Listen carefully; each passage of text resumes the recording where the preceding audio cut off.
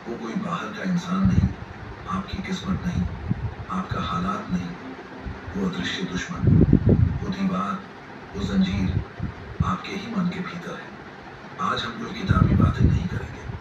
आज हम आपके मन को खोलने जा रहे हैं, जहां आपके सारे डर, सारे बहाने और सारी नाकामयाबी की जड़ें छिपी हैं। चलिए, एक समय की बात है, एक शिकार के शौकीन राजा थे। उनके साम्राज्य की शक्ति और शान दूर दूर तक फैली थी। एक दिन एक विदेशी दूत ने उन्हें एक अनमोल उपहार दिया, 2 अद्भुत बाजों का जोड़ा। ये कोई आम बाज नहीं थे। वे विदेशी नस्ल के, विशाल पंखों वाले, और उनकी आंखों में एक शाही चमक थी। उन्हें देखकर ही लगता था मानो वे आसमान पर राज करने के लिए पैदा हुए हों। राजा की खुशी का ठिकाना न रहा। वो जानता था कि एक प्रशिक्षित बाज सिर्फ एक पक्षी नहीं, बल्कि शक्ति और प्रतिष्ठा का प्रतीक होता है। उसने अपने सबसे माहिर बाजीगर को बुलाया और हुक्म दिया, इन बाजों को ऐसी ट्रेनिंग दो कि ये मेरे एक इशारे पर आसमान चीर दे और शिकार को मेरे कदमों में लाकर रख दे। बाजीगर उन दोनों बाजों को लेकर अपने प्रशिक्षण केंद्र में चला गया। दिन हफ्तों में और हफ्ते महीनों में बदलने लगे। बाजीगर ने अपनी पूरी जान लगा दी। वो उन्हें इशारों पर उड़ना, हवा के बहाव को समझना और बिजली की तेजी से शिकार पर झपट्टा मारना सिखाने लगा। कुछ महीनों बाद राजा ने सोचा, चलो चलकर देखते हैं कि मेरे शाही शिकारी कितने तैयार हुए हैं। जैसे ही राजा प्रशिक्षण क्षेत्र में पहुंचे, बाजीगर घबराया हुआ उनकी तरफ दौड़ा। उसके चेहरे पर पसीना था और आंखें झुकी हुई थी। राजा ने अपनी भारी आवाज में पूछा, कहो बाजीगर, कैसी चल रही है ट्रेनिंग? क्या मेरे बाज आसमान का सीना चीरने के लिए तैयार है? बाजीगर की जबान लड़खड़ा गई। बड़ी मुश्किल से उसने कहा, महाराज, आपने जो 2 बाज दिए थे, उनमें से एक तो अद्भुत है। वो मेरे एक इशारे पर बादलों से भी ऊपर उड़ान भरता है। उसकी गति और उसकी पकड़ का कोई जवाब नहीं। वो राज्य का गौरव बनेगा। राजा की आंखों में चमक आ गई। और दूसरा, ये सुनते ही बाजीगर का चेहरा उतर गया। उसने सकुचाते हुए कहा, महाराज, दूसरा बाज, पता नहीं उसे क्या हुआ है। वो अपनी जगह से हिलता ही नहीं। वो बस उस पेड़ की एक खास डाल पर बैठा रहता है। मैंने उसे उड़ाने की हर तरकीब अपनाई, उसे ललचाया, उसे भूखा रखा, लेकिन वो टस से बस नहीं होता। अगर बहुत जोर जबरदस्ती की तो वो थोड़ा सा फड़फड़ा कर उड़ता है और तुरंत वापस आकर उसी डाल पर बैठ जाता है। महाराज, ऐसा लगता है जैसे उसे उड़ना पसंद ही नहीं, जैसे उसे अपनी उस शाखा से कोई गहरा लगाव हो। राजा को सुनकर यकीन नहीं हुआ। एक शाही बाज जो उड़ने के लिए ही बना है, वो उड़ने से इनकार कर रहा है। ये असंभव था। उन्होंने कहा, ठीक है, कल मैं और मेरे मंत्री खुद देखेंगे। तुम हमारे सामने उसे उड़ाने की कोशिश करना। अगले दिन राजा और मंत्री दोनों वहां मौजूद थे। बाजीगर ने अपनी सारी कला का प्रदर्शन किया। उसने उस बाज को उड़ाने की हर कोशिश की, लेकिन नतीजा वही रहा। बाज ने एक छोटी सी बेमन की उड़ान भरी और पलक झपकते ही वापस अपनी पसंदीदा शाखा पर आकर बैठ गया। उसकी आंखों में कोई चमक नहीं थी, कोई आग नहीं थी। वो बस बैठा था, मानो किसी गहरे सोच में डूबा हो। राजा का अहंकार आहत हो गया। उन्होंने ऐलान कर दिया कि जो कोई भी इस बाज को ऊंची उड़ान भरना सिखा देगा, उसे मुंह मांगा इनाम दिया जाएगा। ये खबर आग की तरह फैल गई। दूर दूर के देशों से बड़े बड़े पशु चिकित्सक, ज्ञानी और माहिर बाजीगर आने लगे। कोई कहता बाज बीमार है, कोई कहता इसके मन में कोई डर बैठ गया है। किसी ने जड़ी बूटियां खिलाई, किसी ने मंत्र फूंके, किसी ने उसे डराया धमकाया। हफ्तों तक ये तमाशा चलता रहा, लेकिन वो बाज उसी शाखा पर बैठा रहा। वो सबको देखता, पर उसकी दुनिया उस एक शाखा तक ही सीमित थी। राजा निराश हो गए। एक शाम जब दरबार में उदासी छाई हुई थी, तो उनके बुद्धिमान मंत्री ने एक सुझाव दिया। महाराज, हमने दुनिया भर के विशेषज्ञों को बुलाकर देख लिया। ये सब लोग वो हैं जो पक्षियों के शरीर को जानते हैं, उनकी आदतों को जानते हैं। क्यों ना हम किसी ऐसे व्यक्ति को बुलाएं जो इन सब चीजों को ना जानता हो, कोई ऐसा जो चीजों को एक अलग नजरिए से देखता हो। शायद वो कोई हल निकाल सके। राजा ने थकी हुई आवाज में कहा, ठीक है, ये भी करके देख लेते हैं। मंत्री ने बताया, महल के पीछे पहाड़ियों में एक बूढ़ा फकीर रहता है। लोग उसे लाओत्सु कहते हैं। वो कोई ज्ञानी या पंडित नहीं है, बस प्रकृति के साथ रहता है और चीजों को बहुत गहराई से देखता है। शायद वो हमारी मदद कर सके। राजा ने सैनिकों को आदेश दिया कि उस बूढ़े फकीर लाओ त्सु को सम्मान के साथ महल में लाया जाए। अगले दिन लाओ त्सु महल में आए। वो कोई भव्य कपड़ों में नहीं थे। एक साधारण सा चोगा पहने, उनके चेहरे पर एक गहरी शांति थी और उनकी आंखों में एक अजीब सी गहराई थी, मानो वो शरीर को नहीं आत्मा को देखती हो। मंत्री ने उन्हें सारी कहानी समझाई, उस अद्भुत बाज के बारे में बताया जो उड़ने से इनकार करता था। लाओ त्सु ने पूरी बात शांति से सुनी। उन्होंने कोई सवाल नहीं पूछा, कोई उपाय नहीं सुझाया। उन्होंने बस इतना कहा, मुझे उस बाज को देखना है, मुझे बस आज शाम का समय दीजिए, मैं बस उसके पास बैठूंगा। राजा को यह अजीब लगा। जहां दुनिया भर के विशेषज्ञों ने हार मान ली, वहां ये बूढ़ा फकीर बस बैठकर क्या कर लेगा। लेकिन अब कोई और चारा भी नहीं था। उस शाम लाओ त्सु उस पेड़ के नीचे गए जहां बाज अपनी शाखा पर बैठा था। उन्होंने बाज की तरफ देखा भी नहीं। वो बस नीचे जमीन पर बैठ गए और आंखें बंद कर ली। सूरज ढल गया, अंधेरा हो गया। लाओ त्सु वहीं बैठे रहे, शांत, स्थिर। बाज ऊपर अपनी शाखा पर बैठा रहा, शांत, स्थिर। दोनों के बीच एक अजीब सा मौन संवाद चल रहा था, जिसे कोई और नहीं समझ सकता था। अगली सुबह जब सूरज की पहली किरण राजा के कक्ष में पहुंची, तो उन्होंने आदत के अनुसार खिड़की से बाहर झांका, और जो दृश्य उन्होंने देखा उस पर उन्हें अपनी आंखों पर यकीन नहीं हुआ। आसमान में दोनों बाज एक साथ बहुत ऊंची उड़ान भर रहे थे। वो हवा से बातें कर रहे थे, बादलों को छू रहे थे। उनकी उड़ान में एक आजादी थी, एक जुनून था, एक असीम आनंद था। खासकर उस दूसरे बाज की उड़ान देखने लायक थी, मानो वो अपनी खोई हुई जिंदगी आज एक ही दिन में जी लेना चाहता हो। राजा हैरान थे, खुश थे और चकित थे। ये चमत्कार था। उन्होंने तुरंत दरबान को चिल्लाकर कहा, जिसने भी ये चमत्कार किया है उसे फौरन मेरे सामने पेश करो। कुछ ही पलों में लाओ त्सु को राजा के सामने लाया गया। वो अब भी उतने ही शांत थे। राजा अपनी गद्दी से उठकर उनके पास आए और लगभग कांपती हुई आवाज में पूछा, हे ज्ञानी पुरुष, ये आपने कैसे किया? दुनिया भर के विद्वान और विशेषज्ञ जो महीनों में नहीं कर पाए, वो आपने एक शाम में कैसे कर दिया? आपने इस बाज को उड़ना कैसे सिखा दिया? लाओ त्सु ने विनम्रता से अपने हाथ जोड़े और कहा, माफ कीजिए महाराज, मैंने कुछ नहीं किया। मैं तो बाजों के बारे में कुछ जानता भी नहीं। राजा ने कहा, नहीं, ये सच नहीं हो सकता। कुछ तो किया है आपने, मुझे बताइए। लाओ त्सु ने एक गहरी सांस ली और कहा, महाराज, मैंने बस वो किया जो सबसे जरूरी था। मैं घंटों तक उस बाज को नहीं बल्कि उसके व्यवहार को, उसकी दुनिया को देखता रहा। मैंने पाया कि बाज में कोई कमी नहीं थी। उसके पंखों में जान थी, उसकी आंखों में आसमान का सपना भी था। लेकिन उसकी एक आदत बन गई थी, एक सुरक्षा का एहसास था जो उसे उस एक शाखा से मिलता था। वो शाखा उसका कंफर्ट जोन थी, वो उसका अतीत थी, उसकी पहचान थी। वो उड़ना तो चाहता था पर उस शाखा को छोड़ना नहीं चाहता था। उसे लगता था कि अगर ये शाखा छूट गई तो वो गिर जाएगा, वो मर जाएगा। इसलिए महाराज, मैंने बाज को नहीं बदला, मैंने उसके हालात बदल दिए। आज सुबह सूरज निकलने से पहले मैंने एक कुल्हाड़ी ली और उस पेड़ की वो शाखा ही काट दी। दरबार में सन्नाटा छा गया। लाओ त्सु ने अपनी बात पूरी की। जैसे ही वो शाखा कटी, बाज का ठिकाना, उसका आराम, उसका बहाना, सब कुछ एक पल में खत्म हो गया। उसके पैरों के नीचे की जमीन खिसक गई।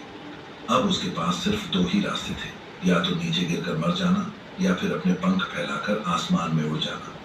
और क्योंकि वो उड़ने के लिए ही बना था, उसने वही चुना जो उसकी असली प्रकृति थी। उसने उड़ान भरी। महाराज, कभी कभी आगे बढ़ने के लिए हमें सिखाने की नहीं बल्कि उस चीज को काटने की जरूरत होती है जो हमें पीछे खींच रही है।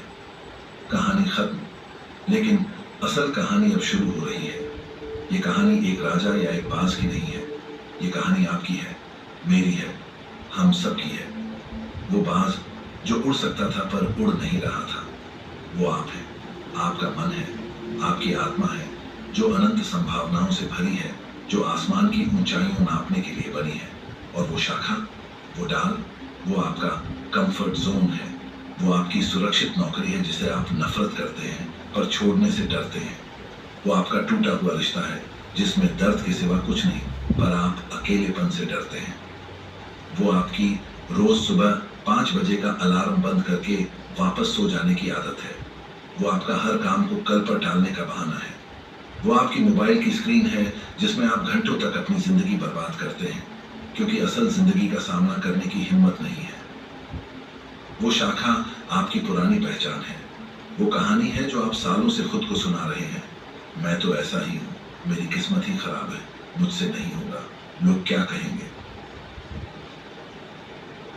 ये शाखा आपके अवचेतन मन, सबकॉन्शियस माइंड में बैठे हुए वो नकारात्मक विश्वास, नेगेटिव बिलीफ्स हैं जो आपको महसूस कराते हैं कि आप कमजोर हैं, आप नाकाबिल हैं। और वो बाजीगर और दुनिया भर के विशेषज्ञ कौन हैं? वो हैं ऊपरी प्रयास।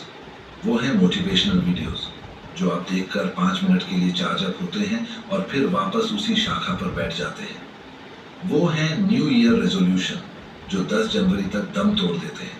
वो हैं वो सारी कोशिशें जो आप मन की सतह पर करते हैं, जबकि असली समस्या जड़ में है, उस शाखा में है जिसे आपने कसकर पकड़ रखा है। सोचिए, गहराई से सोचिए, आपकी जिंदगी की वो शाखा कौन सी है? वो कौन सी एक चीज है, एक आदत है, एक सोच है जिसे अगर आज आपकी जिंदगी से काट कर निकाल दिया जाए तो आपके पास उड़ने के अलावा कोई और रास्ता ही नहीं बचेगा। हम सब उस बाज की तरह हैं। हम उड़ना चाहते हैं, हम सफलता चाहते हैं, हम खुशी चाहते हैं, हम आजादी चाहते हैं। हमारा चेतन मन, कॉन्शियस माइंड रोज सपने देखता है, योजनाएं बनाता है, लेकिन हमारा अवचेतन मन, सबकॉन्शियस माइंड उस दूसरे बाज की तरह है जो डर, आलस और पुरानी यादों की शाखा पर बैठा है। और जब तक ये दोनों मन एक दिशा में नहीं होंगे, आप 1 इंच भी आगे नहीं बढ़ सकते। आपकी जिंदगी एक रस्साकशी का खेल बनी रहेगी जहां आप खुद ही खुद को पीछे खींच रहे हैं। आध्यात्मिक गुरु ओशो ने कहा था, जिस दिन तुम अपनी पुरानी पहचान को मरने दोगे, उसी दिन एक नए व्यक्ति का जन्म होगा। वो शाखा आपकी पुरानी पहचान ही तो है। जब तक तुम खुद को वही पुराना, डरा हुआ, कमजोर व्यक्ति मानते रहोगे, तुम कभी उड़ नहीं पाओगे। उड़ान भरने के लिए पंख नहीं, हिम्मत चाहिए, उस शाखा को छोड़ने की हिम्मत। तो सवाल ये है कि इस शाखा को काटा कैसे जाए। लाओ त्सु की वो कुल्हाड़ी क्या है? वो कुल्हाड़ी कोई बाहरी चीज नहीं है, वो आपके ही अंदर है। वो कुल्हाड़ी है जागरूकता, अवेयरनेस। महान दार्शनिक जे कृष्णमूर्ति ने कहा था, मन को समझना उसे नियंत्रित करना नहीं है, बल्कि उसे बिना किसी निर्णय के देखना है। लाओ त्सु ने बाज को ट्रेनिंग नहीं दी, उसने बस उसे देखा, शांति से, गहराई से। ठीक वैसे ही आपको अपनी शाखा को काटना है तो पहले उसे पहचानना होगा, बिना किसी बहाने के, बिना किसी लाग लपेट के। अपनी उस आदत को, उस डर को, उस सोच को एक दर्शक की तरह देखो। अपने आप से पूछो, मैं क्यों हर बार वही गलती करता हूँ? किस चीज का डर मुझे एक्शन लेने से रोकता है? वो कौन सा आराम है जिसे मैं छोड़ना नहीं चाहता? जिस पल आप अपनी शाखा को पहचान लेते हैं, आधी लड़ाई वहीं खत्म हो जाती है, क्योंकि अंधेरे का सबसे बड़ा दुश्मन रोशनी की एक किरण होती है। जागरूकता ही वो रोशनी है, और वो कुल्हाड़ी है दोहराव, रेपिटेशन। शाखा एक दिन में मजबूत नहीं हुई, वो सालों तक एक ही जगह पर बैठे रहने से मजबूत हुई है। उसे काटने के लिए भी एक दिन का मोटिवेशन काफी नहीं है। उसे काटने के लिए चाहिए रिपीटेशन की यारी, रोज रोज लगातार उस पर वार करना होगा। आधुनिक न्यूरोसाइंस भी यही कहता है। आपके मस्तिष्क में हर आदत, हर विश्वास का एक न्यूरल पाथवे बना होता है, एक मजबूत दिमागी रास्ता। जब आप पुरानी आदत दोहराते हैं तो वो रास्ता और पक्का हो जाता है। लेकिन हर बार जब आप डर के बावजूद कोई नया कदम उठाते हैं, हर बार जब आप आराम को छोड़कर मेहनत चुनते हैं, हर बार जब आप नकारात्मक सोच को बदलकर एक सकारात्मक सोच चुनते हैं, तो आप अपने मस्तिष्क में एक नया पतला सा रास्ता बनाना शुरू करते हैं। शुरू में ये बहुत मुश्किल होता है, ठीक वैसे ही जैसे जंगल में पहली बार रास्ता बनाना। लेकिन जब आप रोज रोज उसी रास्ते पर चलते हैं तो धीरे धीरे वो एक चौड़ा हाईवे बन जाता है और पुराना नकारात्मक रास्ता अपने आप बंद हो जाता है, उस कटी हुई शाखा की तरह। यही है लाओ त्सु की कुल्हाड़ी, यही है आपके अवचेतन मन को रीप्रोग्राम करने का तरीका। आप पूछते हैं कैसे करें? पहला कदम, आकाश की एक स्पष्ट तस्वीर बनाएं। आपको यह पता होना चाहिए कि आप शाखा काटकर उड़ना कहां चाहते हैं। आपका लक्ष्य, आपका सपना, आपका नया भविष्य क्या है। वो तस्वीर इतनी साफ, इतनी मजबूत और इतनी भावनात्मक होनी चाहिए कि उसके सामने शाखा पर बैठे रहने का आराम आपको चुभने लगे। उसे अपने दिमाग में रोज देखें। सुबह उठते ही, रात को सोने से पहले उसे महसूस करें। दूसरा कदम, अपनी बुद्धि को विकसित करें। आपको यह समझना होगा कि हर चीज के दो पहलू होते हैं। दिन है तो रात है, समस्या है तो समाधान है। बाहर हालात कैसे भी हों, आप अपने अंदर की प्रतिक्रिया को चुन सकते हैं। आपको अपनी सोच को बार बार ये संदेश देना होगा, चाहे कुछ भी हो, मैं हर हाल में सकारात्मक पक्ष देख सकता हूँ। चाहे कुछ भी हो, मेरा लक्ष्य पूरा होकर रहेगा। जो भी हो रहा है वो मुझे कमजोर नहीं बल्कि और ज्यादा मजबूत बना रहा है। ये कोई झूठी पॉजिटिविटी नहीं है, ये एक मेंटल एटीट्यूड है, ये एक चुनाव है। जब आपका मन बार बार अतीत की दुखद यादों में जाएगा तो आप उसे धीरे से पकड़कर वापस अपने लक्ष्य की याद दिलाएंगे और इस सकारात्मक चुनाव को दोहराएंगे। तीसरा कदम, कुल्हाड़ी का पहला वार करें। बड़ा बदलाव लाने के लिए बड़ा कदम उठाने का इंतजार मत करो। एक छोटा, बहुत छोटा कदम उठाओ। अगर आपकी शाखा आलस है तो आज सिर्फ 15 मिनट के लिए वो काम करो जिसे आप टाल रहे हो।